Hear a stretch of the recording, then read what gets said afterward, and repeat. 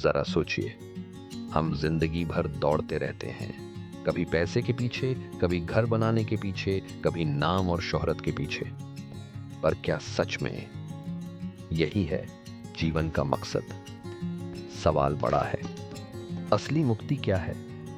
मुक्ति मतलब ऐसा फ्रीडम जहां कोई बोझ नहीं, कोई बंधन नहीं, जैसे कमल कीचड़ से निकलकर खिलता है और अपनी खुशबू पूरे ब्रह्मांड में फैला देता है। आज का सत्संग इसी रहस्य पर है। मूल्यांकन से मुक्ति तक आत्मा की यात्रा।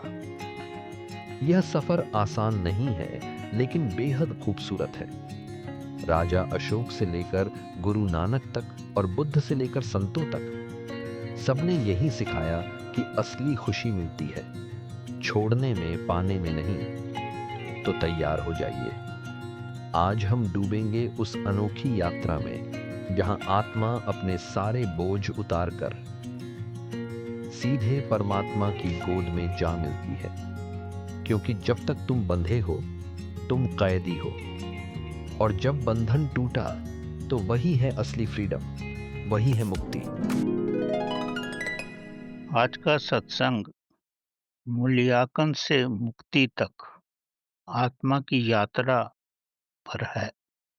अंग्रेजी भाषा में इसे कहा जा सकता है from valuation to liberation, the soul journey.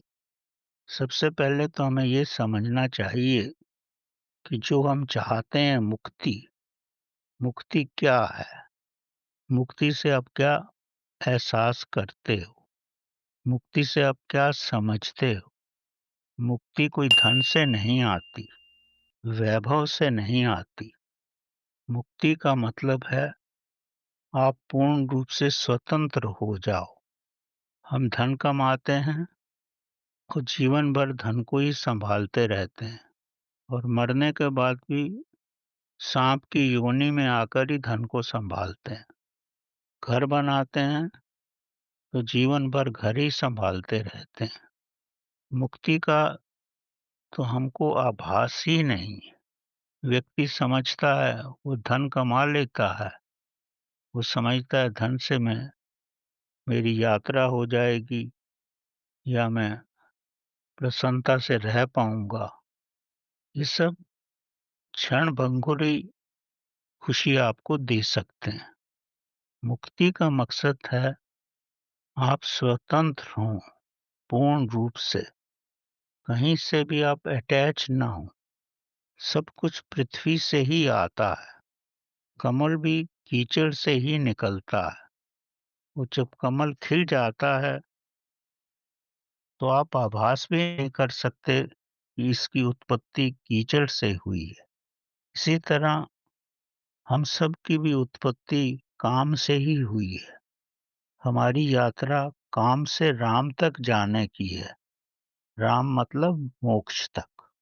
जैसे फूल की यात्रा खिलने तक है, और ये उसकी यात्रा का अंत नहीं है। जब तक वो अपनी सुगंध सारे ब्रह्मांड को अर्पित नहीं कर देता, तब तक फूल की मुक्ति नहीं है। फूल पैदा तो कीचड़ से होता है, धीरे धीरे बढ़ता है, सुंदरता आती है उसमें, खिलता है, और उसके बाद उसकी सुगंध ब्रह्मांड में जाती है, ब्रह्मांड के कण कण में चली जाती है। जब ब्रह्मांड के कण कण में उसकी सुगंध चली जाती है तो उसके जीवन का लक्ष्य पूरा हो गया। उसने स्वयं को ब्रह्मांड के साथ एक कर लिया। यही फूल की मुक्ति है। इसी प्रकार मनुष्य की मुक्ति भी तभी होती है जब हम धीरे धीरे बड़े होते हैं, ज्ञान अर्जित करते हैं, स्वयं को समझने की कोशिश करते हैं। और जैसे जैसे स्वयं को समझने की कोशिश करते हैं, हम अपनी आत्मा को समझने की कोशिश करते हैं। और जैसे फूल से सुगंध निकलती है, वैसे ही अगर हमारी आत्मा हमारे 5 भूतों के शरीर से निकलकर ब्रह्मांड में चली जाए तो ये समझो जैसे फूल की सुगंध ब्रह्मांड में आ गई, वैसे ही मानव की सुगंध जो आत्मा के रूप में है, अगर वो ब्रह्मांड में आ जाती है और चारों ओर फैल जाती है तो यही उसकी मुक्ति है।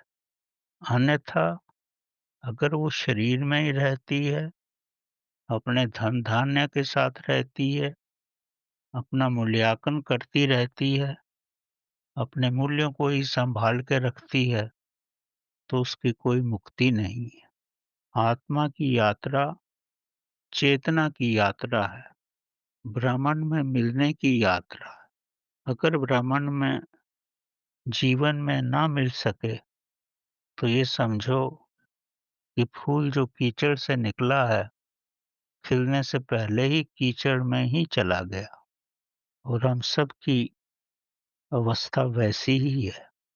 हमको अपनी सब वासनाओं से ऊपर उठ कर के ही परमात्मा तक मिला जा सकता है। इस सब के लिए शक्ति की आवश्यकता है। नपुंसक व्यक्ति परमात्मा तक नहीं पहुंच सकता। शक्ति तो परमात्मा ने हमको दे रखी है, चाहे काम के रूप में, क्रोध के रूप में। हमें इस शक्ति का केवल रूपांतरण करना है, और जैसे ही हम इसका रूपांतरण करेंगे तो इस शक्ति को का मूल्यांकन कर पाएंगे। तभी हम समझ सकते हैं कि शक्ति की हमारे जीवन में क्या महत्ता है। और जब इस शक्ति को परिणित कर लेंगे तभी हम आत्मा की यात्रा पर जाने में सफल हो सकते हैं। हर व्यक्ति का भूतकाल तामसिक अवस्था में ही होता है, क्योंकि तमोगुण से ही हमारी उत्पत्ति हुई है। जैसे कमल की उत्पत्ति कीचड़ से हुई है, लेकिन हमें उसी में नहीं रहना है, उससे ऊपर उठना है। जैसे आपको महाराजा अशोक के बारे में शायद पता हो, ये चंद्रगुप्त मौर्य के पौत्र थे। चंद्रगुप्त मौर्य, जिसको चाणक्य ने प्रकर्मी राजा बनाया और भारतवर्ष को एक किया था। अशोक जो थे वो बौद्ध धर्म में आए और उन्होंने बौद्ध धर्म का प्रचार किया। लेकिन अगर अशोक का बचपन अगर देखा जाए तो महाराजा बनने से पहले वो बड़े ही दुष्ट प्रकृति के व्यक्ति थे। राज्य प्राप्त करने के लिए उनके जो 99 भाई या कजन भाईस थे, उन सबको ही मरवा दिया था। और धीरे धीरे धीरे उन्होंने अपने राज्य का इतना विस्तार किया और प्रकर्मी अशोक महाराज बन गए। जब उन्होंने कलिंगा का युद्ध किया, कलिंगा जो अब उड़ीसा है, उसमें युद्ध किया तो विजयी हुए। और युद्ध के बाद जब रणभूमि में गए तो रणभूमि की अवस्था देख करके खुद ही जर्जर हो गए। चारों तरफ लाशें ही लाशें पड़ी हुई थी। उनको अपने भीतर हीनता का अनुभव हुआ। जो पहले अपने को इतना मूल्यवान समझते थे, अब स्वयं को दोषी समझने लगे। इस राज्य को प्राप्त करके मुझे क्या मिल जाएगा। उनके अंदर ऐसी आत्मिक भावनाएं पैदा हुई। तब वो एक बौद्ध भिक्षु के संपर्क में आए और प्रभु की कृपा से उनमें सभी दैविक गुण आ गए। धीरे धीरे इतने दैविक गुणों से वो संपन्न हो गए, राज्य का विस्तार करना पूर्ण रूप से समाप्त कर दिया। बौद्ध धर्म की शिक्षाओं ने उन्हें इतना प्रभावित किया कि उन्होंने कितने ही स्तंभ बनवाए जिसमें बुद्ध भगवान की शिक्षाएं लिखी हुई थी, जो आज भी हमें देखने को मिलती है। वही अशोक चक्र हमारे तिरंगे पर भी है। वो बौद्ध धर्म से इतने प्रभावित थे कि दूसरे देशों में जाकर भी बौद्ध धर्म को उन्होंने फैलाया। श्रीलंका में, जापान में और जितने भी मुल्क थे, वहां जाकर के अपना सारा जीवन ही बौद्ध धर्म पे लगा दिया। जनता की भलाई के लिए भी सब कुछ किया। ये सब इसीलिए मुमकिन हो सका कि उन्होंने अपने जीवन में मूल्यांकन किया कि मैं अपने जीवन के पहले 30 साल मैंने केवल नरसंहार में ही गुजारे, और धीरे-धीरे जब जीवन में ट्रांसफॉर्मेशन हुआ तो स्वयं भी आत्मिक यात्रा पे चले और अपने देशवासियों को भी उस रास्ते पे लेके आए। यही मूल्यांकन से मुक्ति तक का सफर होता है। हम सबको पता है द्रौपदी के 5 पति थे। जब अर्जुन मछली की आंख को भेद कर द्रौपदी से स्वयंवर करके उन्हें घर लेके आए, तो अर्जुन और भीम साथ थे। तो आते ही अपनी माता श्री को बोले कि हम आपके लिए बड़ी ही अद्भुत वस्तु लेके आए। ये नहीं बोले कि हम द्रौपदी को लेकर आए। तो माता श्री ने कहा, अगर इतनी अद्भुत है तो पांचों भाई बांट लो। तब अर्जुन और भीम को होश आया कि ये हमने माँ से क्या कह दिया, और माँ ने तो भोलेपन में ही हमको ये कहा। उनके मुखारबिंद से निकल पड़ा। जब माँ को मालूम पड़ा ये तो बांटने की वस्तु नहीं है, तो उसको भी बड़ा आश्चर्य हुआ। कथा कहती है कि वहां पर कृष्ण भगवान आ गए। कृष्ण भगवान ने कहा कि माता के मुख से जो निकला है वो तो संपूर्ण करना ही पड़ेगा। द्रौपदी को 5 भाइयों की अर्धांगिनी बनना पड़ेगा। तो द्रौपदी कृष्ण भगवान को बड़ी गहरी निगाहों से देखने लगी। तब कृष्ण भगवान ने उनको कहा कि तू अपना पुराना जीवन भूल गई है। तू याद कर, नहीं तो मैं ही तुझे याद करवाता हूँ। पिछले जन्म में तू चाहती थी कि तेरा पति बड़ा बलवान हो, बड़ा तीरंदाज हो, बड़ा करुणामय हो, बड़ा ज्ञानी हो। तो ये जितने भी शुद्ध भावनाएं हैं जो, या जितनी भी ये वृत्तियां हैं, वो एक व्यक्ति में तो हो ही नहीं सकती। जो अच्छा तीरंदाज होगा वो जरूरी नहीं है कि वो ज्ञानी भी हो।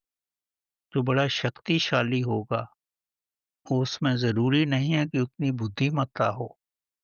जब तू सारे ही गुण चाहती थी और ये सारे गुण इन पांचों भाइयों में हैं, इसीलिए प्रभु ही माता श्री की जीवा में आकर ये कहलवा सके कि पांचों भाई बांट लो। इन पांचों के साथ रहकर जो तू जीवन में चाही थी उसका पूर्ण मूल्यांकन हो जाएगा, और इसके बाद ही ये मुमकिन होगा कि तू मुक्ति के पथ पे चले। तेरे जीवन में ऐसी अद्भुत घटनाएं होंगी कि अंत में सब कुछ ही शून्य हो जाएगा और तेरी आत्मा का विकास होगा।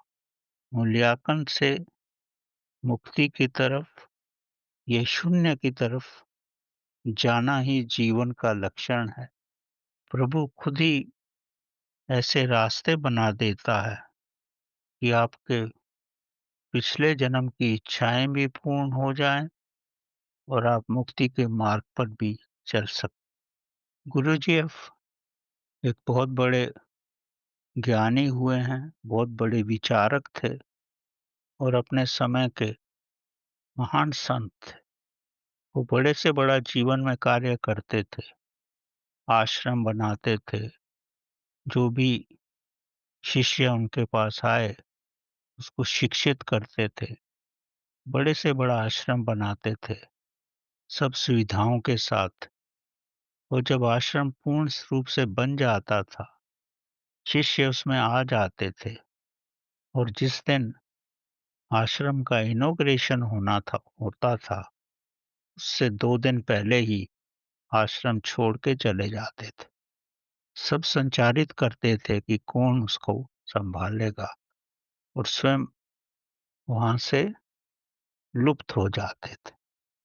ये उन्होंने एक बार नहीं, जीवन में कई बार किया। तब उनसे पूछा गया, आप ऐसा क्यों करते हो? उनका उत्तर बड़ा ही मार्मिक था। ये करके मैं स्वयं को अपने कर्मों से अलग कर देता हूँ, ताकि मैं किसी के साथ भी अपनी बनाई हुई कृति के साथ लगाव ना रख सकूं, और संसार का भला कर सकूं। अपनी इच्छा से ही सब कुछ छोड़ना ही मुक्ति पर जाने का सर्वोच्च मार्ग है। यही व्यक्ति को मुक्ति के स्तर पे ले जा सकती है। जैसे कमल पे पानी की बूंद नहीं टिकती, वैसे ही सब करने के बाद मेरे में कोई भी घमंड नहीं आना चाहिए, और नहीं आता है। मैं उस बूंद को अपने पे टिकने ही नहीं देता, और इससे पहले ही वहां से अलग हो जाता हूँ। ये भी मोक्ष में जाने का महान साधन है, और संसार के बड़े-बड़े व्यक्तियों ने यही सब किया है। ल्वांसु जो थे, जो चीन के महान विद्वान थे, उन्होंने बहुत लोगों को शिक्षित किया, पर उन्होंने अंत में ये समझा कि व्यक्ति उस पर चलते ही नहीं जो मैं उनको समझाता हूँ, और एक दिन सब कुछ छोड़कर भैंसे पर चढ़कर धीरे-धीरे अपने देश से बाहर जाने का प्रयत्न करने लगे। जब देश की बाउंड्री पर पहुंचे, तो उनको देश छोड़ने नहीं दिया गया। उनसे कहा गया, आप इतने विद्वान हो, कुछ ऐसी विधियां या कुछ ऐसे रास्ते, कुछ ऐसा ज्ञान देशवासियों के लिए पुस्तक की फॉर्म में लिखो, तभी आप देश छोड़ सकते हो। जब बहुत आग्रह किया गया, तो उन्होंने एक पुस्तक ली, और 2-4 दिन वहीं पर रहे, और बाद में वो पुस्तक सील करके दे के चले गए। जब पुस्तक को खोल के देखा गया, तो उसमें सब पन्ने खाली ही थे, उसमें कुछ भी लिखा हुआ नहीं था।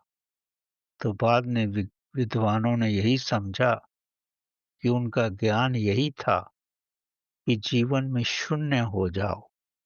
शून्य होने के लिए जो पद्धति आपको स्वाभाविक लगती है, उसको अपनाओ, और शून्य होने के बाद ही आप परमात्मा के रास्ते पे चल सकते हो, मुक्ति के रास्ते पे चल सकते हो, और परमात्मा तक पहुंच सकते हो।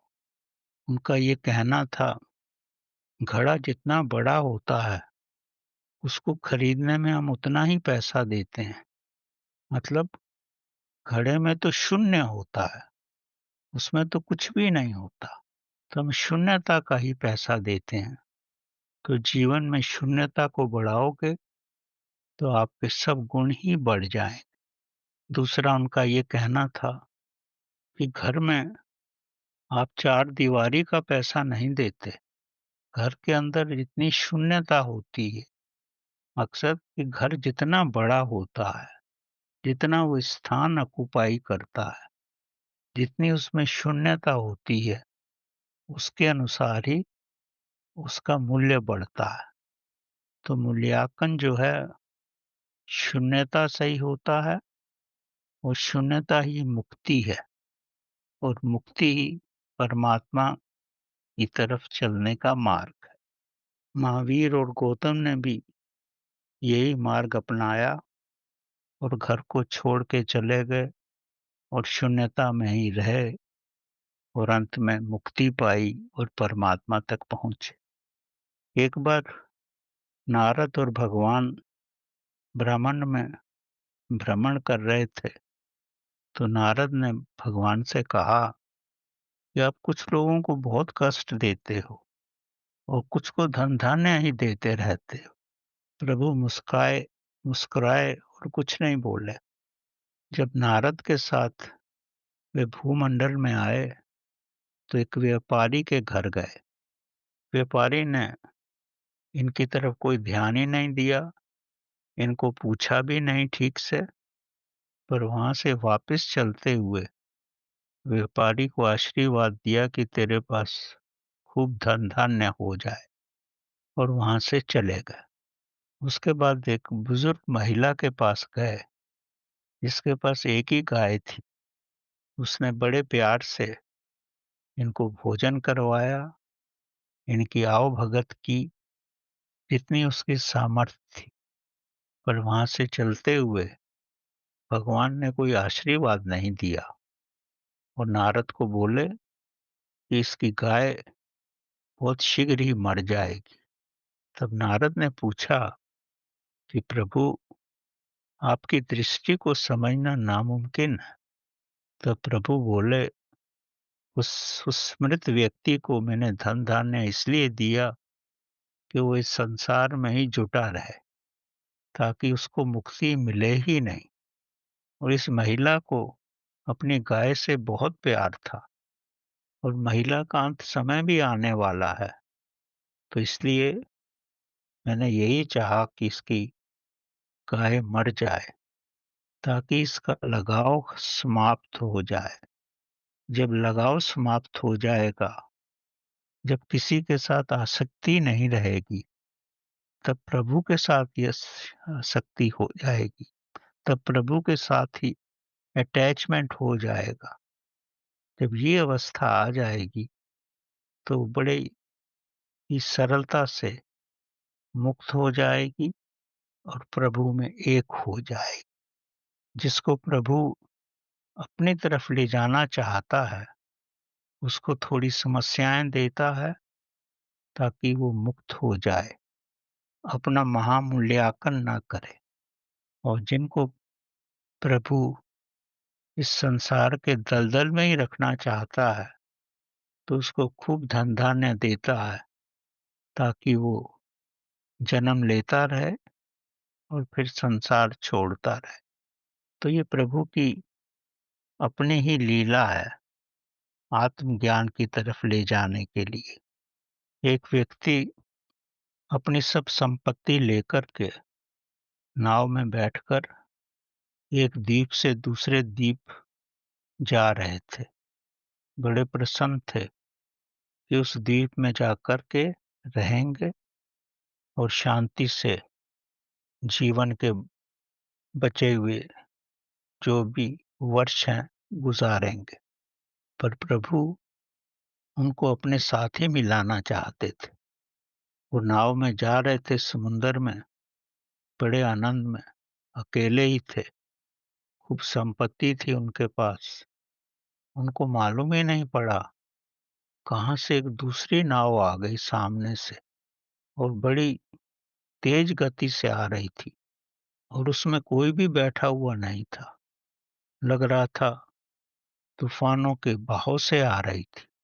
आकर इनकी नाव से टकराई और ये अपनी सब संपत्ति सहित समुद्र में समा गए। प्रभु जिनको मुक्ति की दशा में अपने साथ ले जाना चाहते हैं, तो उनका मूल्यांकन पल भर में ही शून्य कर देते हैं और स्वयं के साथ मिला लेते हैं। प्रभु की अपनी बहुत सारी विधियां हैं। एक व्यक्ति बड़े घमंड से चल रहे थे और अकस्मात उन्होंने देखा कि पेड़ की बड़ी डाली उन पे गिर गई। उनकी टांग टूट गई, हाथ टूट गया। अब वो किसको दोष दें? पेड़ को तो दोष दे नहीं सकते। तो जो अपने आप को इतना मूल्यवान समझते थे, पल भर में प्रभु ने उनको शून्य अवस्था में ला दिया। कुछ वर्षों तक बिस्तर में रहे, तब उनको आभास हुआ कि इस अवस्था में आकर ही मैं स्वयं के अंदर जानने में समर्थ हुआ हूँ। ये प्रभु की महान कृपा है कि कष्ट दे कर के प्रभु ने मुझे अपने साथ मिला लिया है। एथेन के एक बहुत बड़े समझदार व्यक्ति थे। अच्छा उनका घर-बार था। उनके मन में ये आया, ये तो सब मेरा लगाव है। तो अपने घर-बार को छोड़ दिए, एक चोगा पहन लिए, एक डंडा हाथ में ले लिए और एक पानी के लिए मग्गा ले लिए और एथेन की सड़कों पे ही रहने लगे और वहीं खाने लगे। बाद में उन्होंने देखा एक कुत्ता तो ऐसे ही पानी पी लेता है, तो उन्होंने अपना मग्गा भी फेंक दिया और मस्त होकर के रहने लगे। उस समय ऐसा था कि प्लेटो उस समय बड़े मशहूर थे, पर ये प्लेटो की विज्ञान से सहमत नहीं थे। प्लेटो की एकेडमी में जाकर के प्लेटो को बोले, "तू संसार को भ्रमित कर रहा है, इनको लगाव में रहना सिखा रहा है, इससे तो इनको मुक्ति नहीं मिलेगी। तेरे ज्ञान का क्या लाभ?" प्लेटो के पास इसका कोई जवाब नहीं था। इनका नाम डायोनिस था। एथेन में सिकंदर जब विश्व जीत कर आए, तो इनको मिलने आए। ये शहर में बड़े मशहूर हो गए थे। सिकंदर अपने कई सैनिकों के साथ आए, तो इनको बोले, "तू जो चाहता है मैं तेरे को देता हूँ। तू मेरे से क्या चाहता है?" तो डायोनिस बोले, "मुझे इस समय कुछ नहीं चाहिए। आप मेरे सामने से हट जाओ ताकि मुझे धूप लग सके।" बाकी व्यक्ति ये देख के बड़े आश्चर्य में पड़े कि सिकंदर महान तो इनको सब कुछ देने को राजी है। पर सिकंदर ने उनकी बात का कोई बुरा नहीं माना, बल्कि प्रशंसा की, ये कितने मस्त रहते हैं। कोई जीवन में किसी प्रकार का अटैचमेंट नहीं है, हर परिस्थिति में प्रसन्न है और एथेन की गलियों में एक टब में ही रहते थे। कोई उनका घर-बार नहीं, कुछ नहीं। जब उनकी मृत्यु का समय आया, तो उन्होंने अपने चाहने वालों को बोला, "जब मैं मर जाऊँगा तो मेरा शरीर फेंक देना, पक्षी खा जाएँगे।" वो इतने मुक्त थे अपने शरीर से भी, किसी चीज़ का लगाव नहीं था। वो सिर्फ़ परमात्मा के साथ ही जुड़े रहते थे। जब इनकी मृत्यु हुई, सौभाग्यवश उसी दिन सिकंदर महान की भी मृत्यु हुई। कथा कहती है, दोनों ही भवसागर में मिले, तो इन्होंने सिकंदर महान को बोला, "तू तो जो कुछ कमाया था सब छोड़ के आ गया है और मेरे पास जो कुछ वहाँ था, मैं अपने साथ ही लेके आया हूँ। तो मैं तो मुक्त हूँ, पहले भी मुक्त था और अब भी मुक्त हूँ। तू पहले भी बंदी था और अब भी बंदी है।" तो जो व्यक्ति मूल्यांकन नहीं करते, वो स्वतंत्र रहते हैं और मुक्ति के रास्ते में चलने में उन्हें कोई कष्ट नहीं होता। एक महान ज्ञानी सिद्धार्थ थे, अपने घर में पूर्ण रूप से खुशहाल थे, पर उन्हें घर में रहने का आनंद नहीं आ रहा था। पिता से आशीर्वाद लेकर के पहाड़ों पे चले गए, अपने मित्र के साथ वहाँ प्रभु में लीन रहने का प्रयत्न किया। गुफा में गए, वहाँ भी प्रभु के साथ रहने का प्रयत्न किया, पर उन्हें सफलता नहीं मिली। तब वो महात्मा बुद्ध से मिले। महात्मा बुद्ध से पूछे, "आपको ज्ञान में क्या मिला है?" महात्मा बुद्ध ने ऐसा कोई उत्तर नहीं दिया जो सिद्धार्थ को कुछ ज्ञानवर्धक हो सके। उन्होंने यही कहा कि जीवन कष्ट है और कष्ट से व्यक्ति निकल सकता है। वो इससे खुश नहीं हुए, वहां से अकेले ही चले गए। एक नगर में पहुंचे, एक महिला के संपर्क में आए, उन्हें बहुत अच्छा लगा। महिला ने उन्हें एक अमीर व्यक्ति के साथ उनकी भेंट करवाई। इन्होंने अपनी विद्वता से उनके व्यापार को बढ़ाया, खुद भी अमीर बन गए, व्यापारी को भी अमीर कर दिया। और एक दिन ये सोचकर कि मैं क्या कर रहा हूँ, बाप का घर छोड़ा और फिर यहाँ करके धन में पड़ गया। मैंने जीवन देख लिया, अब मुझे प्रभु के पास जाना। वहां से छोड़ करके, अपने हर मूल्य को छोड़ करके एक नदी किनारे रहने लगे, केवट बन गए और इतनी शून्यता में रहे कि प्रभु के साथ एक हो गए। जब उनका मित्र उनसे मिलने आया, मित्र को देख के बड़ी प्रसन्नता हुई। उसने वंदना की, मुझे भी कुछ रास्ता बताओ। सिद्धार्थ बोले कि प्रभु तक चलने का रास्ता बताया नहीं जाता, खुद ही जीना पड़ता है। पर वो अपने मित्र से इतने प्रभावित थे, उन्होंने अपने मित्र से कहा, तू मेरे माथे को चूम। जैसे ही उसने इनके माथे को चूमा तो उसको ब्रह्म ज्ञान हो गया, क्योंकि मित्र की नियति ऐसी थी, उसका परिश्रम था और इस कारण ही वो प्रभु के साथ एक हो गया। और सिद्धार्थ चेतना की महादशा में आकर के महाचेतना में विलीन हुए और परमात्मा के साथ एक हो गए। उन्होंने अपने जीवन में किसी प्रकार का मूल्यांकन नहीं किया कि कैसे धनी परिवार से थे, कितना धन कमाया, कैसे रहे। शून्यता में रहकर ही उनको आनंद था। तो प्रभु प्राप्ति के लिए अगर संसार में रहना है तो हर बात का मूल्यांकन करना पड़ेगा, हर चीज का मूल्य होगा।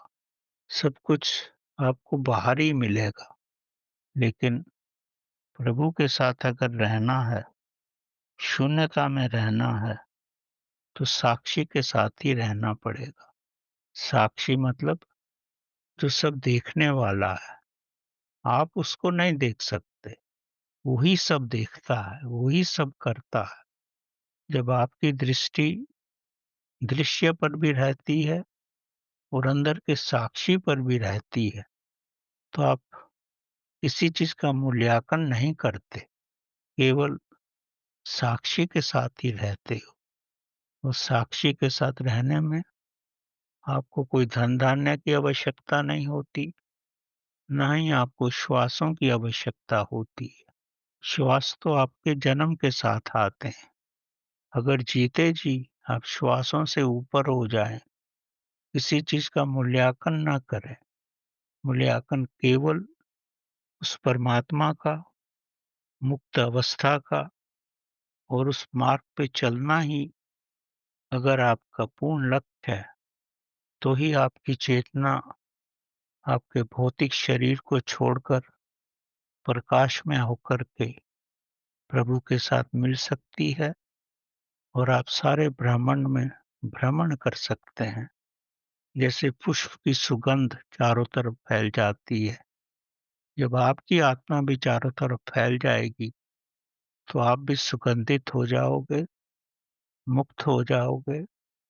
आपको किसी प्रकार का मूल्यांकन नहीं करना है, केवल साक्षी के साथ रहना ही है। जो भी संसार में मिल रहा है, अपनी इच्छा से ही उसको छोड़ देना है। अगर इच्छा से ही सब कुछ त्याग दोगे तो सरलता से परमात्मा तक पहुंच जाओगे। गुरु नानक साहब की एक बड़ी हृदय स्पर्शनी गाथा है।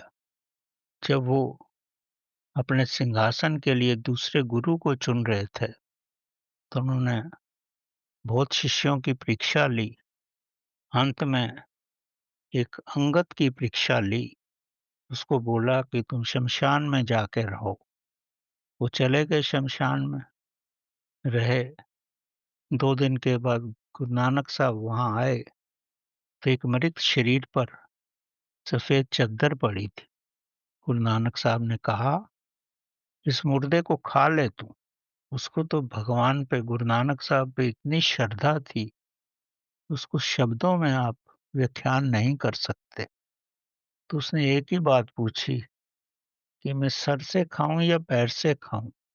तो गुरु नानक साहब उसका उत्तर सुनकर संतप्त हो गए। उसको बोले, तो चद्दर तो उठा, जिस तरफ से मर्जी खा ले। जब उन्होंने चद्दर को उठाया तो चद्दर के नीचे तो हर किस्म के पकवान रखे हुए थे।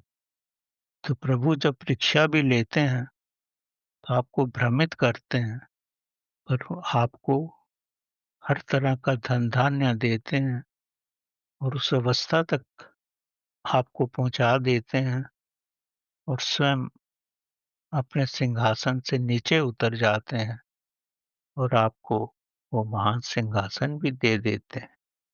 यही मुक्त अवस्था का बहुमूल्य प्रमाण है। जब आप मुक्त हो जाते हो, किसी प्रकार का भी कुछ लगाव नहीं रहता और प्रभु की तरफ समर्पण हो जाता है आपका, तो जो आप सोच भी नहीं सकते, वो भी जीवन में आपको मिल जाता है। यही प्रभु की महान कृपा है। साक्षी भाव में रहो, मूल्यांकन मत करो, किसी भी चीज के साथ लगाव मत रखो, न धन धान्य के साथ, न काम के साथ, न धन के साथ। किसी प्रकार का किसी से भी मोह नहीं रखो, तभी आप मुक्त हो सकते हो। तब भी फूल की तरह आपकी सुगंध भी चारों तरफ फैल सकती है और यही मुक्त अवस्था है। परमात्मा हम सबको ऐसी ही मुक्त अवस्था में ले जाए। धन्यवाद।